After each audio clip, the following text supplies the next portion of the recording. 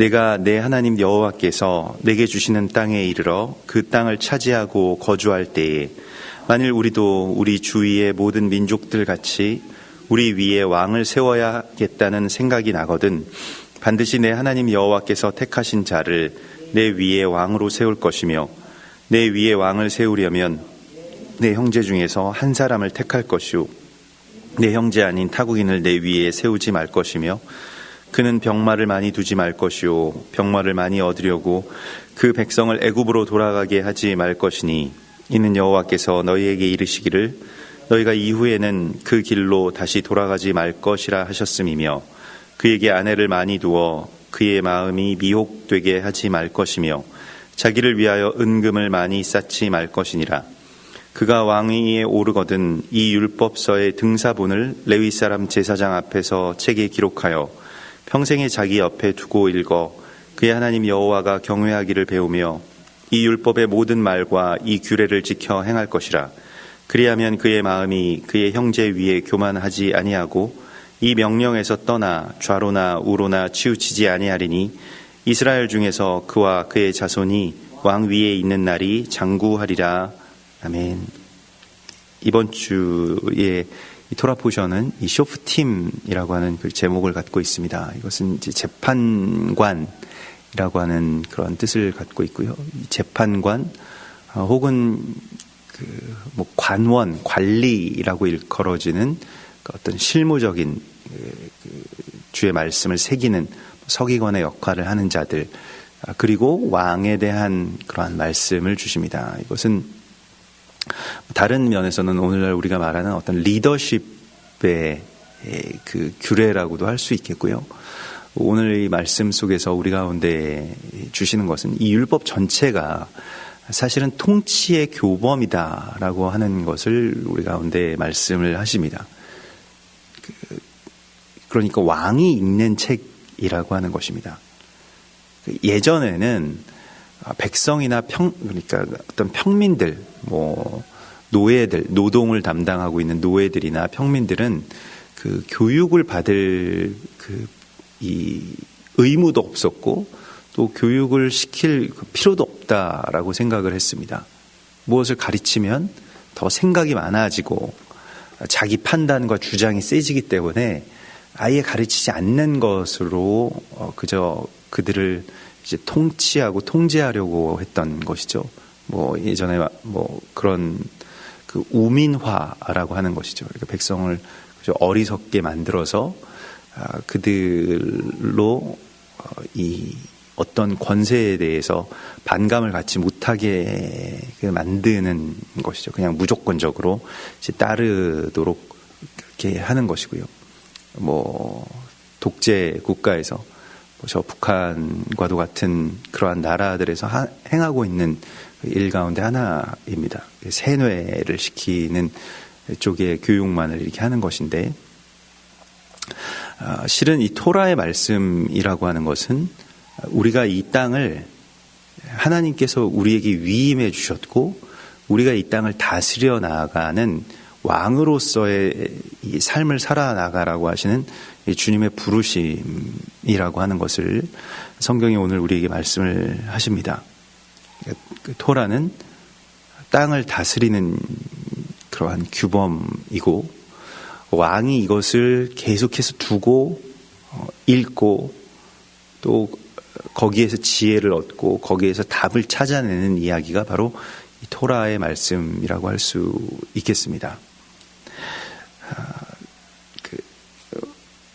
뭐 때때로 뭐 역대 무슨 뭐 어떤 지도자들, 뭐 대통령들이 공통적으로 자신들의 그 마음을 토로할 때에 뭐 지나고 나면 이 퇴임하고 나면 뭐 미국 대통령이든 뭐 한국 대통령이든 뭐 그런 말씀들을 하시는 것을 듣게 됩니다. 참 그 어떨 때는 굉장히 외로웠다. 많은 사람들에게 둘러싸여 있었지만은 아주 굉장히 외로웠다라고 하는 그러한 그 말씀들을 공통적으로 많이 하시는데 왜냐하면 어떤 사안에 대해서 결정을 내리고 최종적으로 책임을 져야 하는 단 한 사람으로서 존재하기 때문에 그렇습니다. 그것은 누구도 같이 할 수 있는 일이 아니고 또 누구도 대신할 수 있는 일이 아니기 때문에 어떤 굉장히 결단의 순간 가운데서 이제 외로움을 느끼게 되고 마치 이제 고아와 같은 그러한 그 느낌을 받게 되는데 실은 본인도 어떻게 해야 될지를 잘 모르기 때문에 그렇습니다. 어떤 한 사람으로서 이 땅을 다스려 나간다라고 하는 것은 솔로몬이 이 다윗의 아들로서 자라다가 이제 홀로 남고 왕위에 올랐을 때의 그 심정과 같았을 것입니다. 근데 솔로몬은 주님을 붙들었죠. 일천 번제를 드렸고요.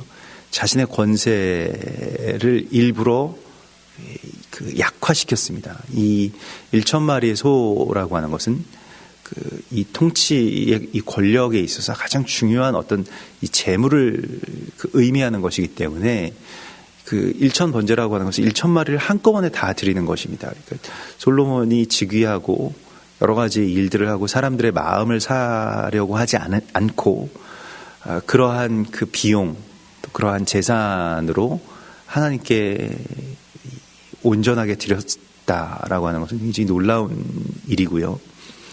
사람으로서 하기 어려운 그러한 그 자체로의 결단인 것이죠. 왕의 권력을 하나님 앞에 드리는 그러한 순간이었고, 또 하나님께 구한 것도 이제 1,000번제의 끝에 하나님께서 무엇을 원하느냐라고 하실 때에 듣는 마음을 종에게 주사 백성들을 재판하게 하소서라고 하는 그러한 고백을 합니다. 그래서 이 쇼프팀이라고 하는 것은 결국 왕이 이제 재판의 자리에 앉게 되고 또 왕이 말씀을 실행하는 자리에 앉게 되고 왕이 통치의 자리에 앉게 되는데 그 자리에서 하나님의 음성을 들을 수 있는 것, 하나님의 마음을 내가 듣고 행할 수 있는 것을 그러한 지혜를 우리 가운데 주십니다. 근데 오늘 이 신명기 17장의 본문의 말씀에서도 있습니다마는 특별히 하나님의 나라의 왕은 왕으로서 이 땅을 통치하지만 그러나 이제 군림하지 않는다라고 하는 것을 우리가 보게 됩니다. 이 영국의 왕과는 반대인데요. 영국의 왕은 이제 군림하지만 다스리지는 않는다. 그러니까 영국의 그 모든 것은 이제 이 총리와 그러한 어떤 관료들, 관리 시스템이 영국을 다스려 가지만 왕이라고 하는 어떤 상징적인 존재가 군림하고 있는 것이죠. 근데 반대로 하나님의 나라의 왕은 다스립니다. 그러니까 실무적인 것들을 하고요. 그렇지만 그 위에 왕이신 여호와 하나님이 계십니다. 그가 우리에게 그 권세를 위임해 주시고 일정 기간 동안 일정한 어떤 땅과 또 사람들을 우리 가운데 그렇게 맡겨주시는 것이죠. 그래서 우리는 그들을 잘 살피고 손의 공교함과 또 마음의 성실함으로 그들을 이제 보호하고 다스려야 될 그러한 왕으로서 부르심을 받은 것입니다. 내가 이 왕으로서 부르심을 받았다라고 하는 것은요, 우리가 로마서 15장에서도 너희가 은혜 안에서 왕노릇하리라라고 주님이 우리에게 말씀을 하시죠. 그러니까 우리가 주님의 은혜 안에서 이 땅 가운데서 왕노릇하는 것이 왕의 역할을 하나님이 우리에게 맡겨주시기 위해서 사람을 창조하셨음을 말씀을 하십니다. 그래서 너희는 땅을 정복하라, 땅을 다스리라 이렇게 말씀하셨을 때 그 다스리는 권세를 사람인 우리에게 위임해 주셨기 때문에 우리는 이 왕의 통치의 규범을 갖고 있어야 됩니다. 근데 그 다스림이라고 하는 것의 통치의 규범의 핵심은 군림하지 않는 것입니다. 역설적이게도 내가 나의 왕좌를 하나님께 내어놓는 것을 말합니다. 이것이 우리의 한 가정이든 아니면 우리의 어떤 사역이든 사업이든 나의 어떤 개인적인 일상사이든 간에 내가 왕으로서, 그러니까 최종적인 어떤 결정을 내리는 그 위치에서 무엇인가를 결정하고 또 책임지고 나에게 맡겨주신 사람들과 또한 그러한 공동체와 또 그러한 땅을 하나님께로 올려드릴 때에 있어서 가장 중요한 이렇게 보면 핵심 중에 핵심이라고 할 수 있겠습니다. 다스리지 않는다라고 하는 것입니다. 우리가 왕으로서 이 땅 가운데서 다스리려고 하다 보면 그것이 곧바로 그 성경에서 요즘에도 이렇게 이야기하는 어떤 그 통제의 영에 휩싸이게 됩니다. 내가 모든 것을 바로 잡아야 되고 나의 컨트롤 아래에 이 모든 것들이 있어야 된다라고 하는 것이죠. 그래서 내가 이 모든 것들을 다 통제하고 또 불확실한 요소들을 다 없애서 그렇게 모든 것들을 다 다스려야 된다, 컨트롤해야 된다라고 생각하는 그 지점에서 통제의 영이 들어오게 됩니다. 이것은 사실은 이 하나님과 우리와의 관계, 성경이 우리 가운데 주시는 말씀이 아니면 이 통제를 한다라고 하는 것은 굉장히 상식적인 이야기들입니다. 내 통제 아래에 모든 것들이 다 놓여져 있다라고 하는 것이 나에게 마음이 놓이지, 나의 통제권 밖에 어떤 일들이 있다, 특별히 나의 어떠한 일이 나의 경계 안에 있는, 나의 왕국 안에 있는 모든 일들이 나의 통제권 밖에 있다라고 하면 영어에서도 out of control이라고 하는 말이 굉장히 혼란에 빠지고, 그리고 내가 혼돈스럽고 이것을 그렇게 부정적인 어떤 의미가 됩니다. 통제를 상실했다라고 하는 것은 나 스스로에게든 아니면 다른 존재들에게든 굉장히 위험하다고 이렇게 여겨지게 되는 것이죠. 근데 성경은 그 통제를 내 스스로가 하지 아니하고 하나님께 올려드리고, 또한 하나님의 법대로, 하나님의 말씀대로 이 모든 일들이 그렇게 하나님께 올려지도록 하는 것, 그렇게 애를 쓰는 것을 하나님은 이 법을 세워나가는 일이라고 말씀을 하십니다. 그러니까 율법은 왕이 세워나가야 되는 것인데, 왕이 가장 이 율법을 그렇게 지키기 위해서 애를 써야 하고, 그것이 첫 번째 어찌 보면 왕의 의무라고 할 수 있겠습니다. 하나님의 법을 세우는 것이요. 그리고 우리가 대통령이 취임할 때에도 첫 번째의 그 취임 선서의 첫 번째의 말이 나는 헌법을 준수하고 이렇게 되어 있지 않습니까? 하나님의 법을 준수한다, 지킨다, 이것을 수호한다라고 하는 것이 이제 왕의 사명이라고 할 수 있겠고요. 다만 왕은 자신의 법으로, 자신의 뜻으로 무엇인가를 컨트롤하게 되면 하나님의 법과 대적하는 위치에 있게 됩니다. 그러면 곧바로 이제 통제의 자리 가운데 들어가게 되기 때문에 그 중심에서 하나님의 말씀을 붙들라고 오늘 주님 말씀을 하십니다. 오늘 14절에 보면 그 땅에 이르게 돼서, 가나안 땅에 이르게 돼서 그 땅을 차지하고 거주하게 될 때에 왕을 세워야겠다라고 하는 마음이 생각이 나거든 이라고 하는 것입니다. 그러니까 이것이 어떻게 보면 이스라엘 백성들에 대한 하나님의 예언이기도 한데요. 사사시대까지 사람들이 각자 자기의 소견에 옳은 대로 행하게 됩니다.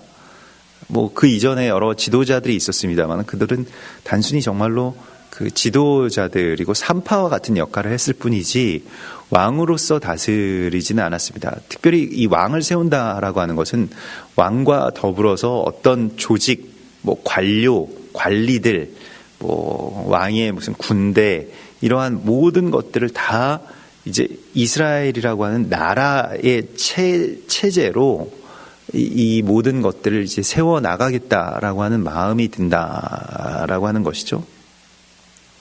세상에 임금이 세워지게 되는 그 이야기이고요. 그래서 그때 그러한 이야기들이, 그런 마음들이, 욕망들이 그들 안에서 이제 나오게 되는 것입니다.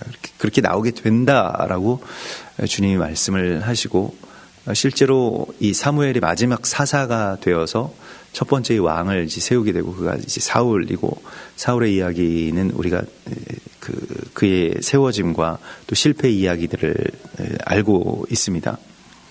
그래서 다른 민족들 같이, 주위의 민족들 같이 우리 위에 왕을 세워야겠다는 생각이 난다라고 하는 것입니다. 그러니까 이게 우리가 이 통제의 영에 있어서 중요한 점은 내가 뭐 통제를 한다라고 하는 그런 욕망에 휩싸이기도 하지만, 그 통제의 영은 역설적으로 내가 누구의 통제를 받아야 된다라고 하는 그런 영이기도 합니다. 그러니까 어떤 사람이 나를 책임져주고 통제해주고 그에게 내가 묶여있고, 이러한 것도 사실은 통제의 영입니다. 그러니까 하나님께 나를 온전하게 맡겨드릴 수 없는 그 상태로 들어가는 것. 그래서 나에게는 왕이 필요하다. 하나님이 필요하신 것이 아니라 하나님이 나의 왕이라고 하는 것을 인정하고, 또 그것을 내가 정말로 실제로 살아가는 법을 알지 못할 때 나를 통제해 줄 수 있는 사람을 그렇게 찾게 됩니다. 그러니까 통제의 영은 이세벨처럼 실제로 자기가 통제하려고 하는, 통제의 권세가 없음에도 통제하려고 하는 그러한 모습으로 나타나기도 하고, 아합처럼 자기가 하나님께 위임받은 통제의 권세가 있음에도 통제하지 않으려고 하는, 누군가의 통제를 받으려고 하는 영으로도 나타난다는 것입니다. 같은 이야기이고요. 한 쌍으로 항상 그렇게 활동을 하게 됩니다. 그래서 우리가 오늘 주님의 말씀에서는 주님을 붙드는 것, 그리고 주님의 통제 아래에 이 왕의 권세와 또 왕으로서 주신 그 위임을 어떻게 우리가 잘 행할 것이냐, 다스릴 것이냐라고 하는 그러한 부르심을, 또 그러한 지혜를 우리 가운데 주시고 있습니다. 우리가 어제도 나누었던 것과 같이 이 대적의 다른 이름은 불법의 사람이라고 하는 이름을 갖고 있습니다. 적그리스도의 영이기도 하고요. 하나님의 법으로 다스리지 아니하고 자신의 마음으로 다스리는 자를 불법의 사람으로 그렇게 규정하고 있습니다. 그러니까 우리가 왕이 하나님의 왕이냐 아니면 이 세상의 군왕이냐라고 하는 것의 그 척도는 주님의 법으로, 이 율법으로 다스리는 것, 율법으로 통치하는 것, 그것이 하나님이 우리 가운데 왕에게 맡겨주신 그런 위임이라고 하는 것을 우리가 알아야 됩니다. 그러니까 그렇지 않으면 불법의 사람이 됩니다. 적그리스도의 이름이 되고요. 데살로니가 후서 2장 8절에 보면 그때에 불법한 자가 나타나리니 주 예수께서 그 입의 기운으로 그를 죽이시고 강림하여 나타나심으로 패하시리라. 그래서 마지막 때에는 불법의 사람이 나타나게 되는데, 이거 우리가 어제 나눴던 것과 같이 법이 없는 자, 혹은 토라가 없는 자를 그렇게 의미합니다. 그래서 그를 어떻게 다루시냐면, 예수께서는 그가 오셔서 그 입의 기운으로, 그러니까 말씀의 힘으로 그를 쓰러뜨리신다라고 말씀을 하십니다.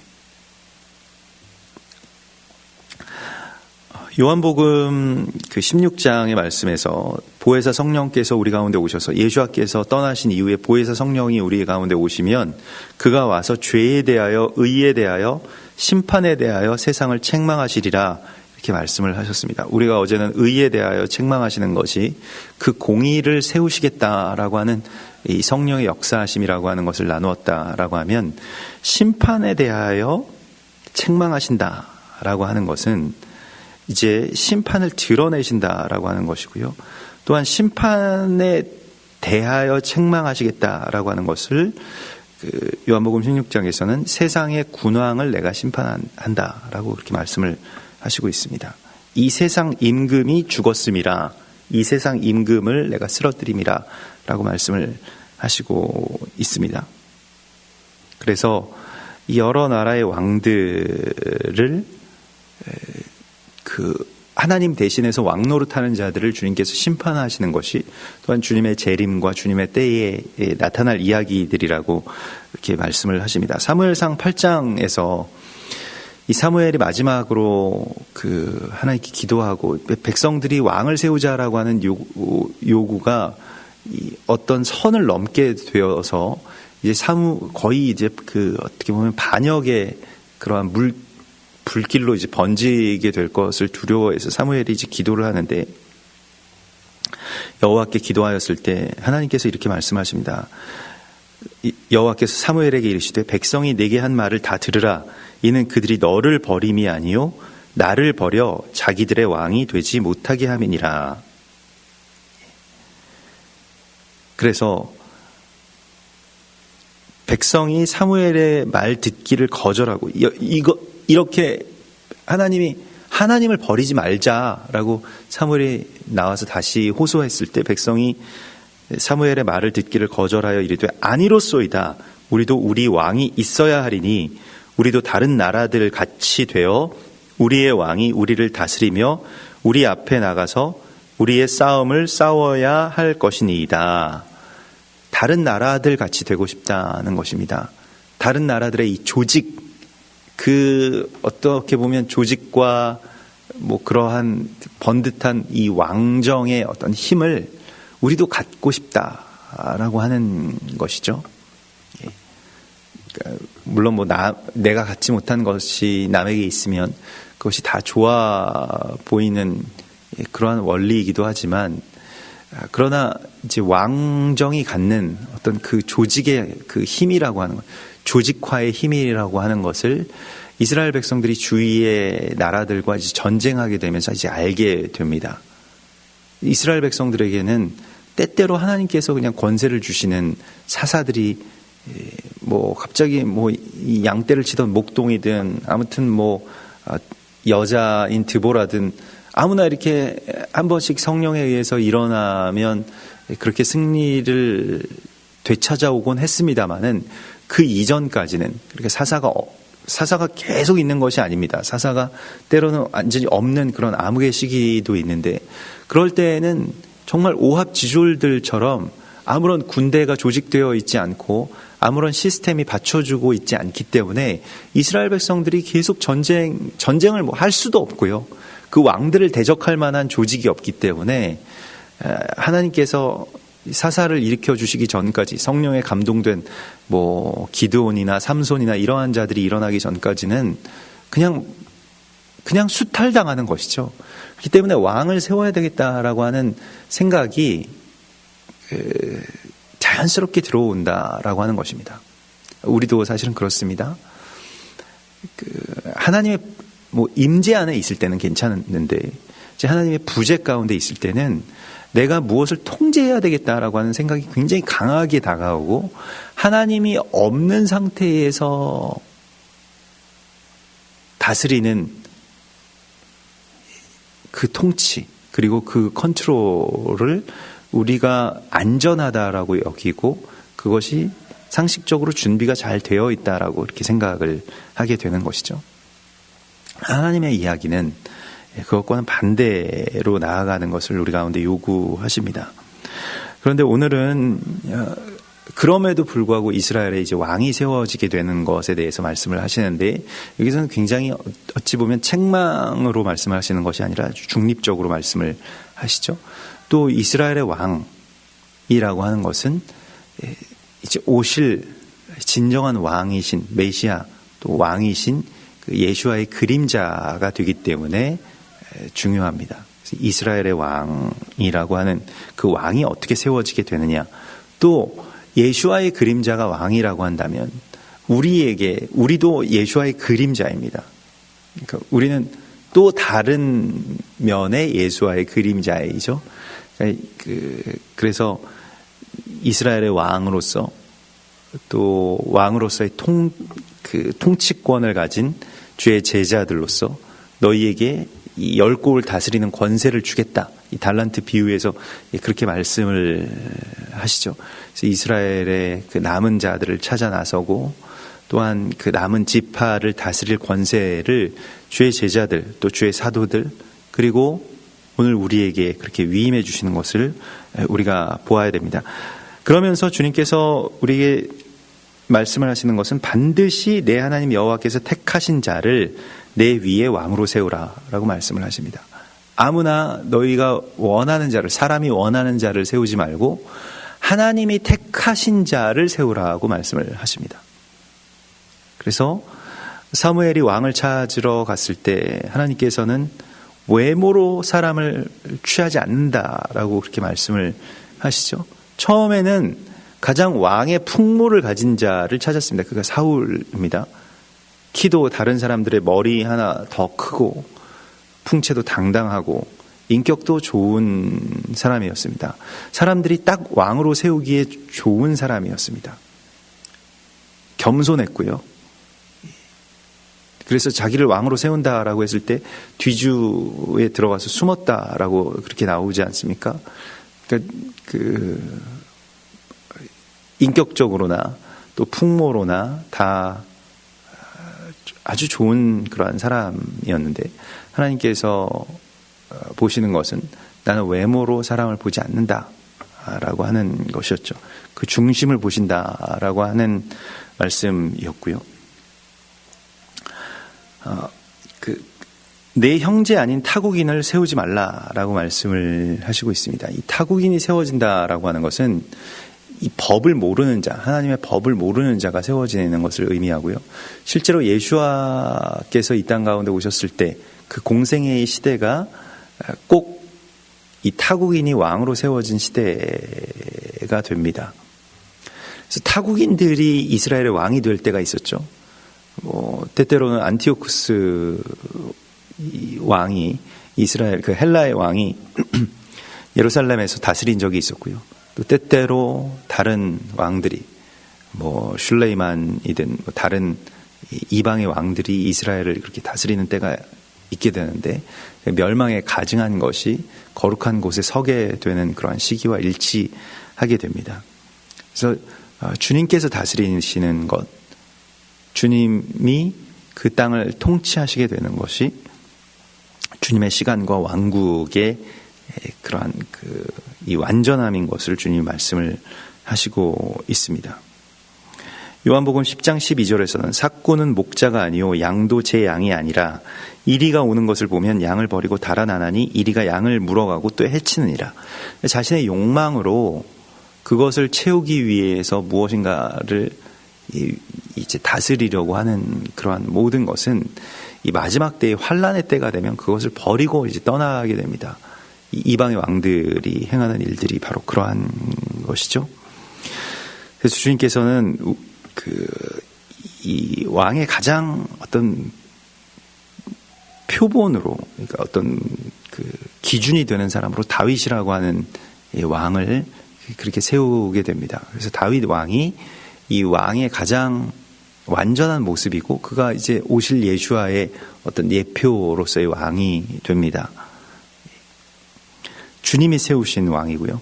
시편 78편 71절에서는 전 양을 지키는 중에서 그들을 이끌어내사 그의 백성인 야곱, 그의 소유인 이스라엘을 기르게 하셨더니 이에 그가 그들을 자기 마음의 완전함으로 기르고 그의 손의 능숙함으로 그들을 지도하였도다. 이렇게 말씀하고 있습니다.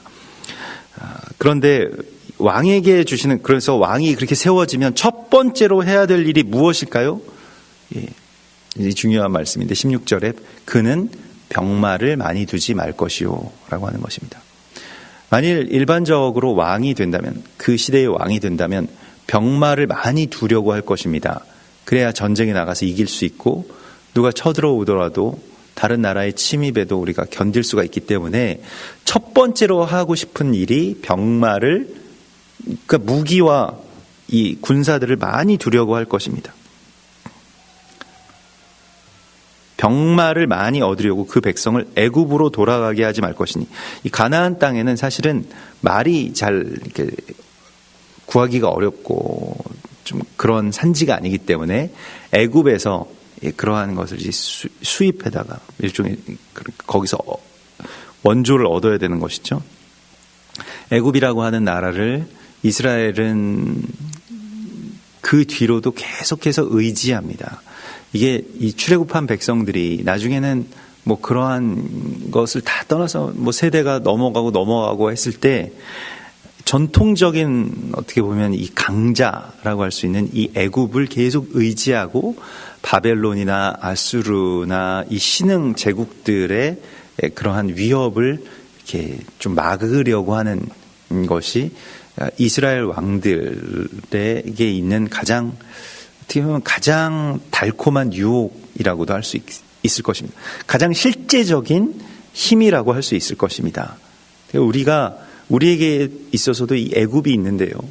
그러니까 내가 가장 익숙하고 내가 가장 도움을 잘 얻을 수 있는 어떤 존재, 그게 사람이든 뭐 돈이든 아니면 나의 능력이든 그 애굽이 있습니다. 그러니까 하나님으로부터 오는 그런 도우심이 아니라 애굽이라고 하는 것은 인본주의의 상징이기 때문에요. 사람의 힘, 그것도 가장 확실한 어떤 카드, 가장 곁에 가까이 있고 가장 손을 뻗으면 도움을 얻을 수 있는 그런 존재를 말하죠. 그것을 이제 병마를 많이 얻지 말라라고 하는 표현으로 또 그것을 얻기 위해서 애굽의 손을 뻗지 말라라고 하는 주님의 권면이 왕에 오른 자에게 주시는 첫 번째 권면인 것은 굉장히 놀라운 일입니다. 이 왕의 이 구조를 그대로 간파한 말씀이라고 할 수 있겠습니다. 아니, 왕이 되었을 때 왕이 무슨 일을 해야 되고 어떻게 다스려야 되고 이런 말이 나올 줄 알았는데 병마를 많이 두지 말라. 이게 중심을 보시는 것입니다. 하나님을 의지하느냐, 병마를 의지하느냐, 하나님의 권세를 믿느냐, 애굽을 믿느냐의 차이입니다. 그래서 나중에도 보게 되면 너희가 의지하고 있는 이 애굽을 내가 버릴 것이요 바벨론에 의해서 너희는 무너지게 될 것이다. 계속 말씀을 해도 이스라엘의 왕들은 어찌된 일인지 애굽을 의지하다가 멸망하게 됩니다. 왜냐하면 실질적으로 애굽을 의지하지 않으면 바벨론의 속국이 되는 것이기 때문에 뭐 선택의 여지가 별로 있지 않죠. 애굽을 의지하지 않겠습니다 라고 하는 것은 그냥 자신이 정말 그 통제를 내려놓는 것이기 때문에요. 애굽을 의지하지 않을 수가 없는 상황인 것입니다. 그래서 너희가 이후에는 그 길로 다시 돌아가지 말라. 그러니까 출애굽을 역행하는 일을 하지 말고 십자가를 대적하는 일들을 하지 말라고 주님이 말씀을 하시면서요. 그에게 아내를 많이 두어 그의 마음이 미혹되게 하지 말 것이며 자기를 위하여 은금을 많이 쌓지 말 것이니라. 그래서 아내를 많이 둔다라고 하는 것이요.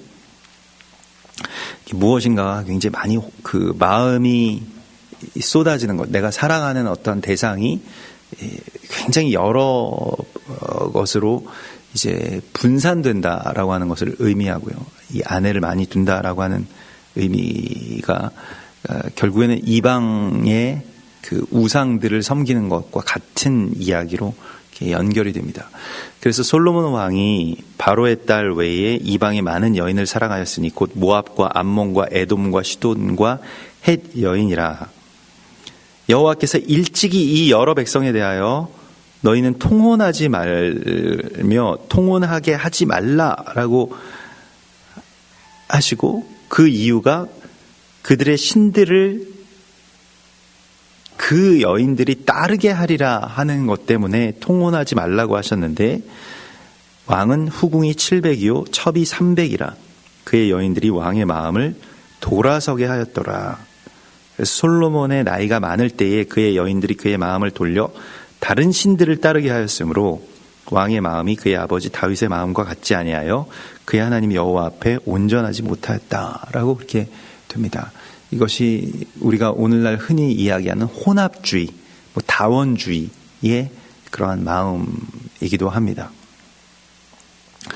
그래서 이것은 이제 그 욕망과 욕망이 채워지지 않는 불안에서 나오는 것들인데요. 다른 것들을 다 분산해서 그렇게 붙드는 것이죠. 오늘 18절의 말씀이 신명기서의 어떻게 보면 제목이기도 합니다. 그가 왕위에 오르거든 이 율법서의 등사본을, 이 신명기라고 하는 것은 율법의 등사본이라고 하는 그러한 뜻입니다. 이 등사본을 레위 사람 제사장 앞에서 책에 기록하여 평생에 자기 옆에 두고 읽게 하라고 말씀을 하고 있습니다. 이 등사본이라고 하는 것을 이제 미쉬네라고 하는데요. 이 이중으로 접다라고 하는 뜻입니다. 그러니까 왕은 정말로 살아있는 토라입니다.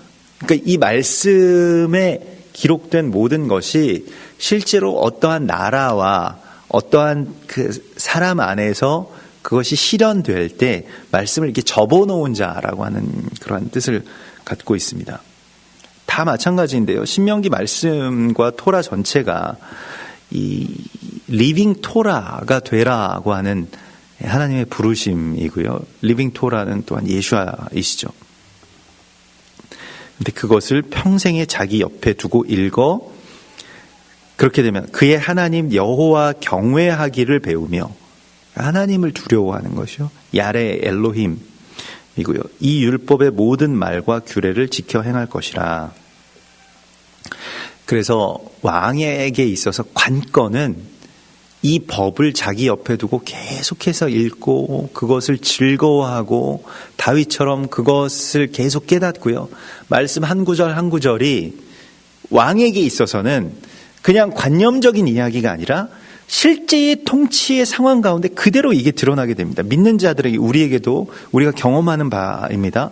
말씀이라고 하는 것이 그냥 말씀으로만 있지 않고 나와 멀리 있는 것이 아니라 내 옆에 있어가지고 내가 그것을 읽으면 오늘 일어나는 그러한 일들과 연결이 되게 됩니다. 이것을 우리가 오늘날의 우리 성도들의 용어로는 은혜 받는다라고 하는 표현입니다만은 우리가 이 땅 가운데 하나님의 왕으로서 하나님께서 우리에게 위임해 주신 왕으로서 사는 데 있어서 가장 중요한 것은 하나님의 말씀을 곁에 두고 계속 읽으면서 주님을 경외하는 법을 배우는 것입니다.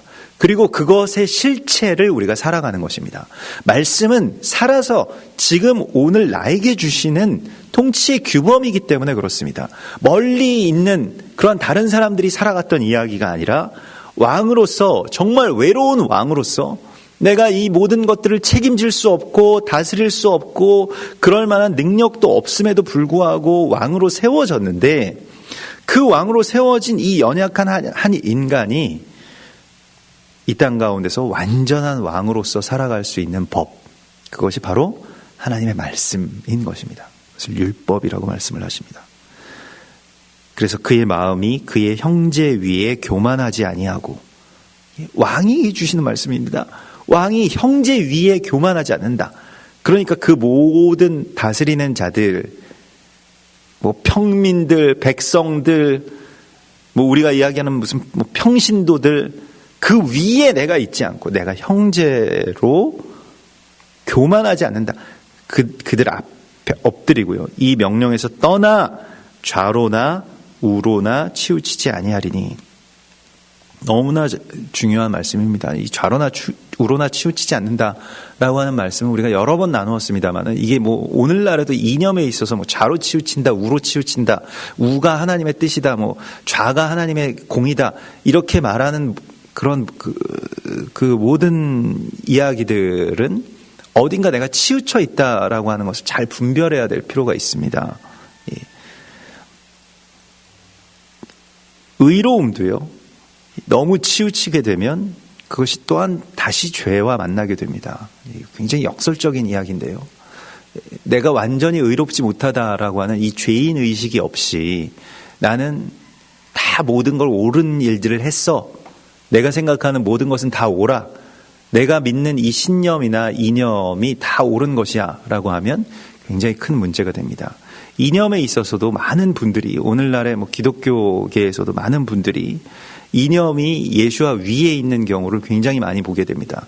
그냥 하나님이 다 자기네 편이라고 이야기를 합니다. 굉장히 교만한 생각이고요. 이게 맞아 좌파들이 다 그렇지 이라고 생각을 하시는 분들도 있을 거고 우파들이 다 그렇지 생각을 하시는 분들도 있을 건데 자기 자신을 그런 모든 것에서 떠나서 하나님의 법 안에 하나님의 공의 안으로 들어가게 해야 됩니다. 그 모든 것들에는 인간의 모든 제도나 모든 이념 안에는 굉장히 연약한 맹점이 있기 때문에 그렇습니다. 하나님의 법에는 그러한 것이 없습니다. 하나님의 법은 공의이며 또한 그 자체가 사랑이기 때문에 그렇습니다. 사랑이 없는 모든 이념이나 이슈, 그 정치적인 이슈들은 다 그 안에 인간의 욕망들이 존재합니다. 그래서 오늘 하나님께서 우리에게 주시는 것은 우리가 이 땅의 왕이라고 하는 말씀입니다. 내가 이 가정이나 또 나의 삶이나 나의 개인의 삶에 있어서도 우리가 왕으로서 선택해야 되고 또 다스려야 되고 통제해야 되는 많은 이야기들이 있습니다. 그때마다 하나님의 말씀을 우리의 곁에서 떠나지 않게 하고 우리가 율법의 등사본이 되라. 이것은 예수와께서 우리에게 너희가 이 모든 일들의 증인이 되라고 말씀하신 것과 꼭 같은 일입니다. 다 이중으로 접는다라고 하는 뜻입니다. 변개함이 없이 그냥 그 말씀을 우리가 살아가는 것이지, 말씀에 그러한 것이 없다면, 말씀에 그러한 그 이야기들이 없다면 우리는 아무것도 우리가 우리의 뜻대로 행하지 않는다라고 하는 것을 분명히 선포해야 할 것입니다. 그래서 오늘 주님께서 우리 가운데 주시는 것은 이 주님의 법을 세우는 사명을 우리에게 주셨다라고 말씀을 하시고 있습니다. 우리가 주 안에서 온전히 주의 법을 세워나가고 그렇게 주님의 말씀으로만 위임받아서 다스릴 수 있는, 그래서 늘 듣는 마음으로 솔로몬이 처음에 그 첫 사랑으로 하나님께 구했던 것과 같이 주님께로부터 듣는 마음, 그리고 그 들은 것을 삶 가운데 우리의 통치 가운데 실현할 수 있는 그러한 믿음을 우리 가운데 달라고 우리가 구할 때 주님께서 우리에게 응답해 주실 것이라고 말씀하십니다. 우리 같이 기도하겠습니다. 주님 말씀을 우리의 삶 가운데 새기면서 오늘 주신 말씀 붙들면서 우리가 우리의 통제 아래에 두지 아니하고 주님의 통치 아래로 우리가 나아갈 수 있게 해달라고 소망하시면서 같이 말씀 붙들면서 기도하겠습니다. 할렐루야. 감사합니다. 주여, 주의 말씀이 우리의 삶 가운데 새겨지게 하여 주여, 내가 이 모든 것들을 다스리지 아니하고 주님 주신 말씀대로 행하기를 원하오니 주여, 로아스타라벨레케 로알라바스타라멜레케 로알라바 레레레레레레레레레레 주님,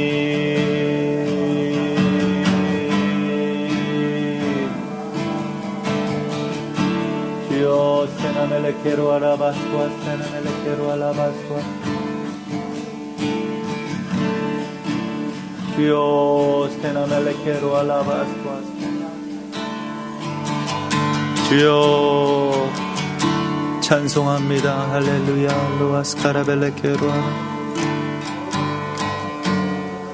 주님,